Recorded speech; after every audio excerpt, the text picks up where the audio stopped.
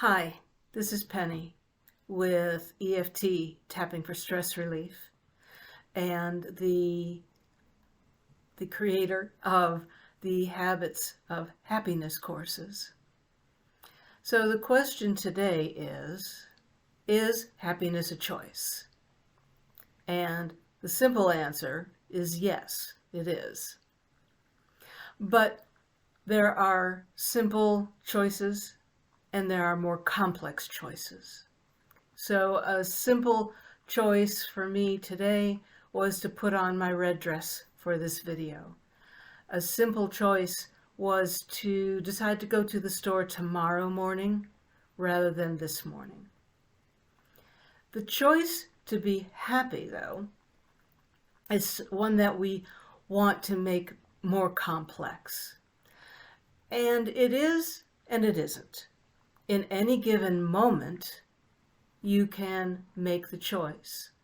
Now, short of huge life-changing things going on, someone died, there was a car accident, you're in the middle of a divorce, you lost your job, those periods of time, it might be harder to make the choice to find those moments of happiness.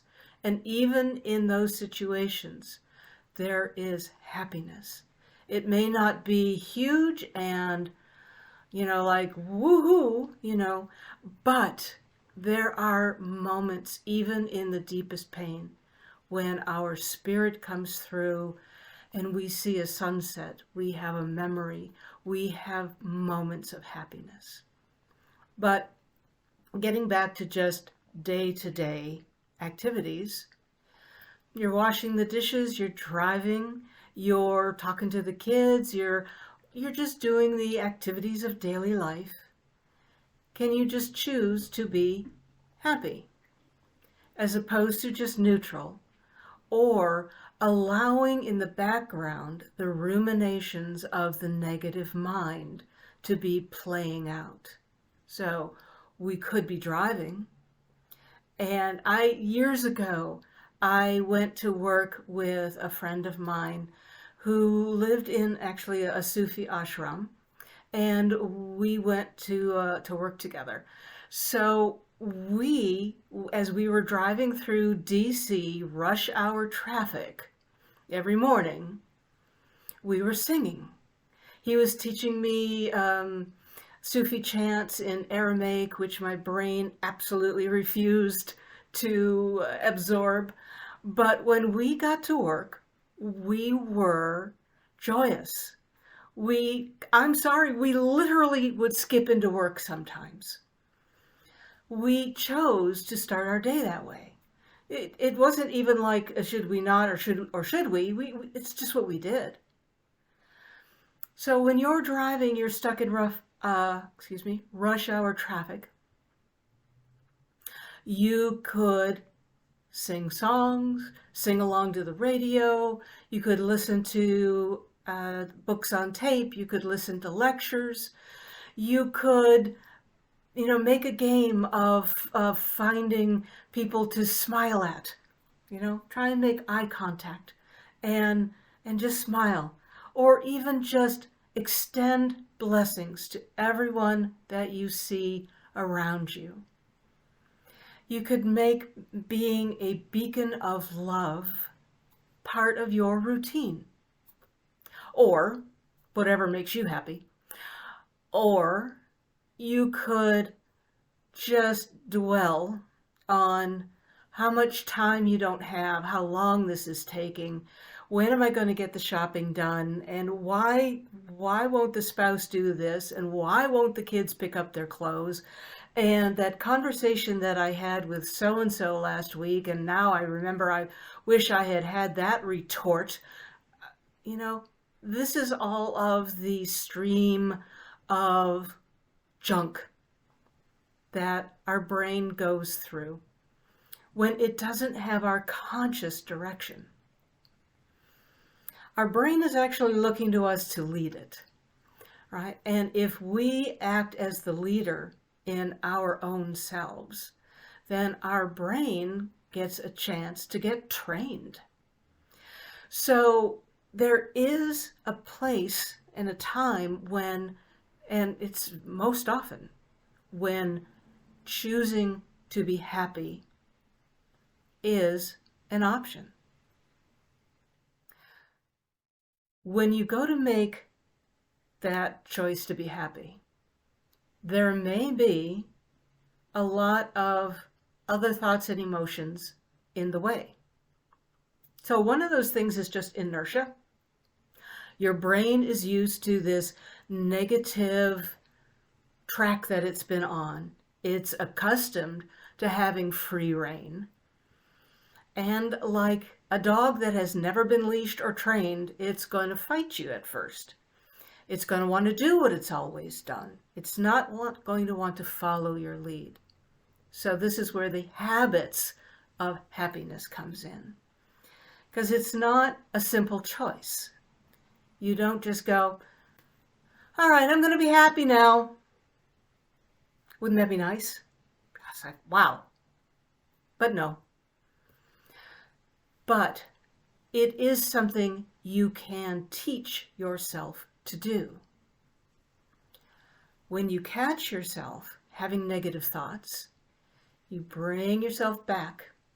And I teach methods in the Habits of Happiness courses to bring your mind and yourself back into your body, back into the core of who you are, right? So you're not out meandering around in the future and the past and mulling over things that went wrong and projecting that into the future. You're here. You're here now. And now, right here in your heart, if you breathe into it, there's calm. There's peace there. So that's a choice. Whenever you notice yourself going off, make the choice. I'm going to be here. I'm going to return into my heart. I'm going to take a breath into my heart, and I'm going to settle in there. Not on the surface here. Sink into the body. That's one way to make a choice to be happy. You might decide you want to be happy, but how can you be happy when maybe the guy or the person who abused you as a child still goes unpunished? Well, the corollary question to that is, who does your suffering and your unhappiness serve? Has it brought you justice? Probably not. If your unhappiness has not brought justice to that person, to you, if your unhappiness isn't creating more life and wonder and hope and peace in your life, then what good is it? It's not serving you. We are emotionally attached to our suffering. And if you watched last week's video about the evolution of the negative brain, you'll understand why we put so much attention and attachment to our suffering. Because our brain thinks that if you hold on to that, it will keep you safe in the future.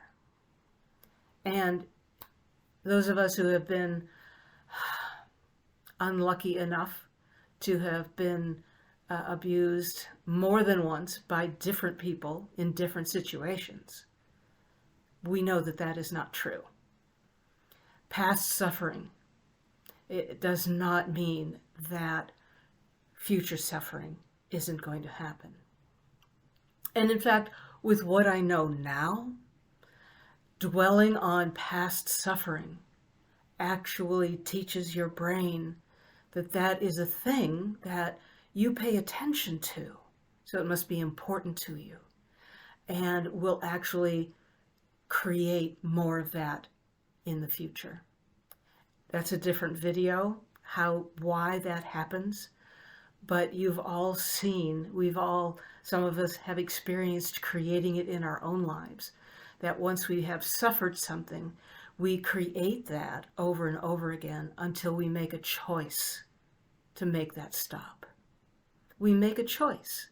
Even though suffering and abuse has happened in the past, we make a choice that we're not going to repeat that pattern.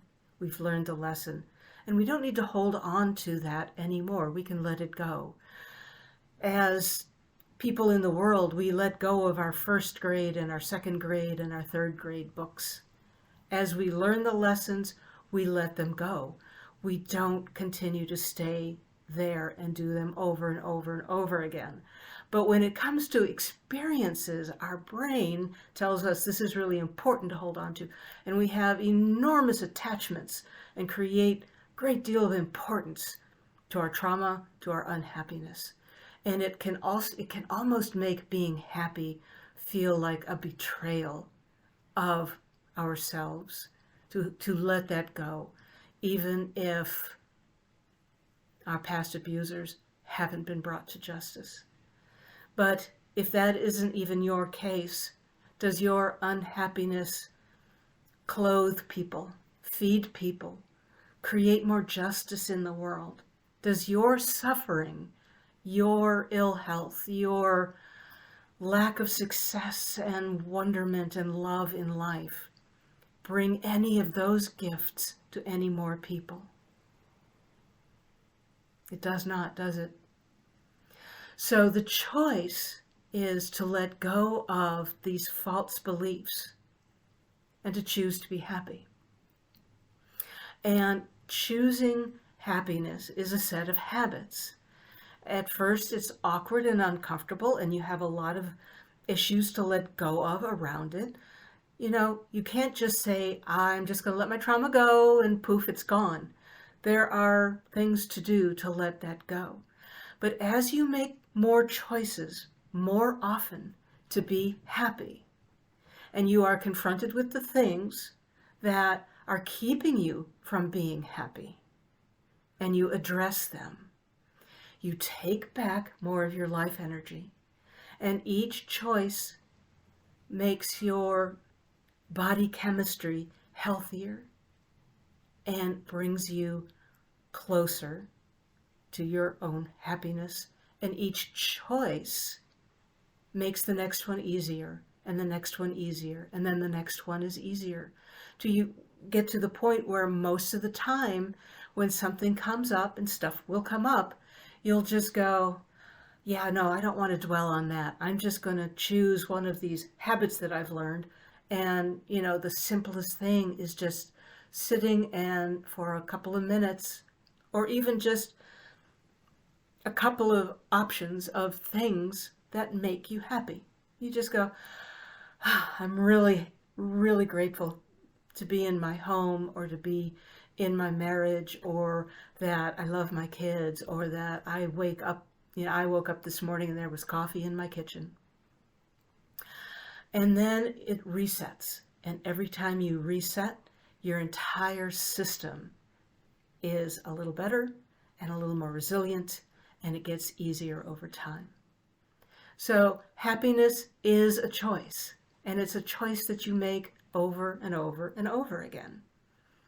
NASA did not get to the moon by making all their calculations and sending the rocket off, and then it landed on the moon. They made multiple continuous course corrections all the way until they got there. And that's what the journey to making the choice to be happy is. Constant little course corrections and letting go of the past, because it's not serving you in any way to hold on to your unhappiness. So I'm going to choose to wish you a joyful heart and hope that you are well and that you are inspired to choose your own happiness, because it's important to you and everyone around you. Be well.